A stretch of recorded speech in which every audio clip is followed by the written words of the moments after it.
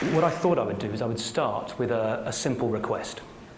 I'd like all of you to pause for a moment, you wretched weaklings, and take stock of your miserable existence. Now, that was the advice that St. Benedict gave his rather startled followers in the 5th century. And it was the advice that I decided to follow myself when I turned 40. Up until that moment, I had been that classic corporate warrior. I was eating too much, I was drinking too much, I was working too hard, and I was neglecting the family. And I decided that I would try and turn my life around. In particular, I decided I would try to address the thorny issue of work-life balance. So I stepped back from the workforce and I spent a year at home with my wife and 4 young children. But all I learned about work-life balance from that year was that I found it quite easy to balance work and life when I didn't have any work. Not a very useful skill, especially when the money runs out. So I went back to work. And I've spent the 7 years since struggling with, studying, and writing about work-life balance. And I have 4 observations I'd like to share with you today. The first is if society is to make any progress on this issue, we need an honest debate. But the trouble is, so many people talk so much rubbish about work-life balance.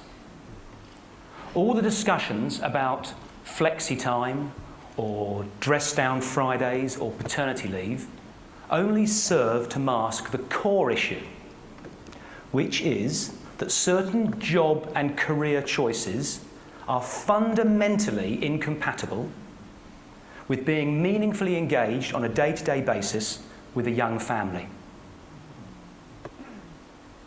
Now, the first step in solving any problem is acknowledging the reality of the situation you're in.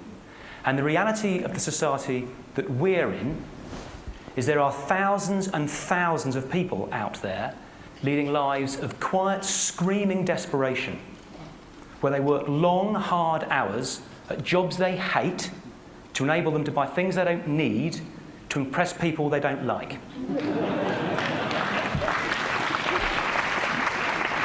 And it's my contention that going to work on a Friday in jeans and t-shirt isn't really getting to the nub of the issue. The second observation I'd like to make is we need to face the truth that governments and corporations aren't going to solve this issue for us. We should stop looking outside. It's up to us as individuals to take control and responsibility for the type of lives that we want to lead.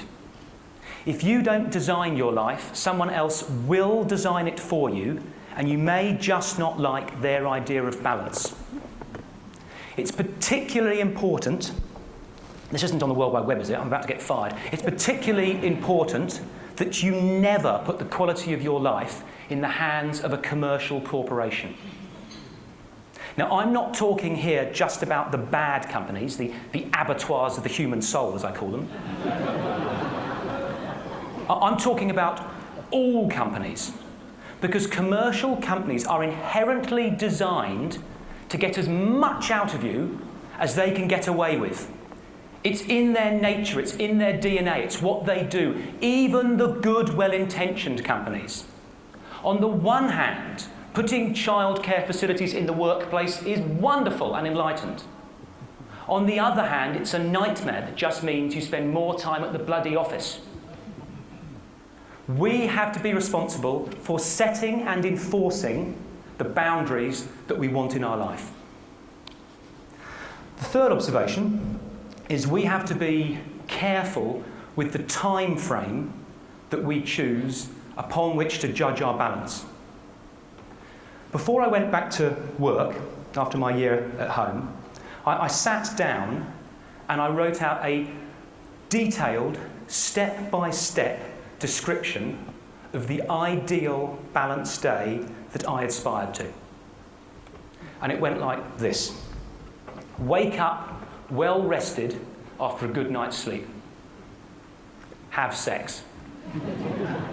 Walk the dog have breakfast with my wife and children, have sex again. Drive the kids to school on the way to the office. Do 3 hours work, play sport with a friend at lunchtime. Do another 3 hours work. Meet some mates in the pub for an early evening drink. Drive home for dinner with my wife and kids. Meditate for half an hour. Have sex. Walk the dog. Have sex again. Go to bed.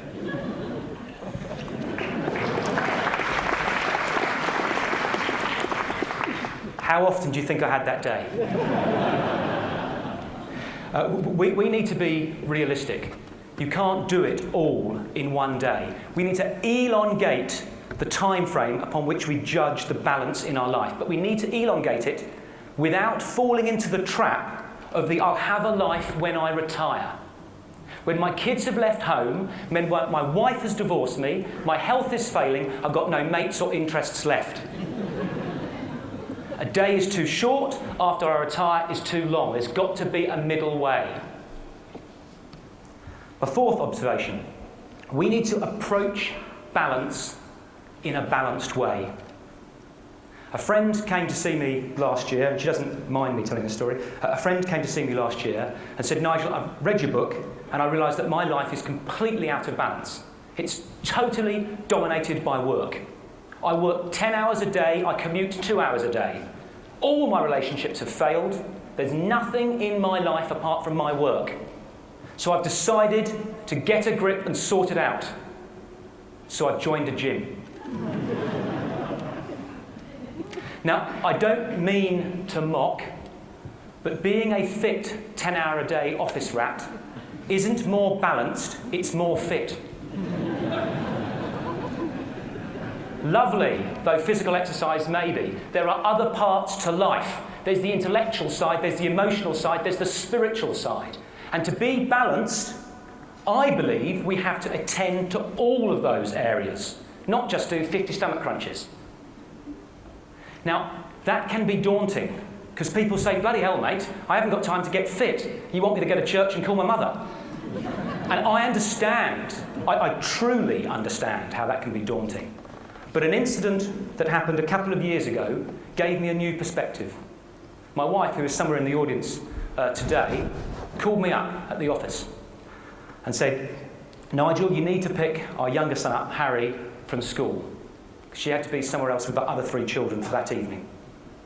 So I left work an hour early that afternoon and picked Harry up at the school gates. We walked down to the local park, messed around on the swings, played some silly games. I then walked him up the hill to the local cafe and we shared a pizza for tea.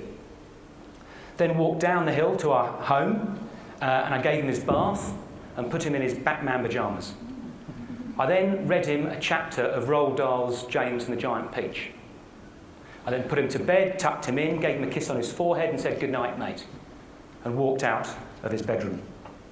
As I was walking out of his bedroom, he said, Dad? I went, yes, mate. He went, Dad, this has been the best day of my life. Ever. I hadn't done anything. Hadn't taken him to Disney World or bought him a PlayStation. Now, my point is, the small things matter. Being more balanced doesn't mean dramatic upheaval in your life. With the smallest investment in the right places, you can radically transform the quality of your relationships and the quality of your life. Moreover, I think it can transform society. Because if enough people do it, we can change society's definition of success, away from the moronically simplistic notion that the person with the most money when he dies wins, to a more thoughtful and balanced definition of what a life well lived looks like. And that, I think, is an idea worth spreading.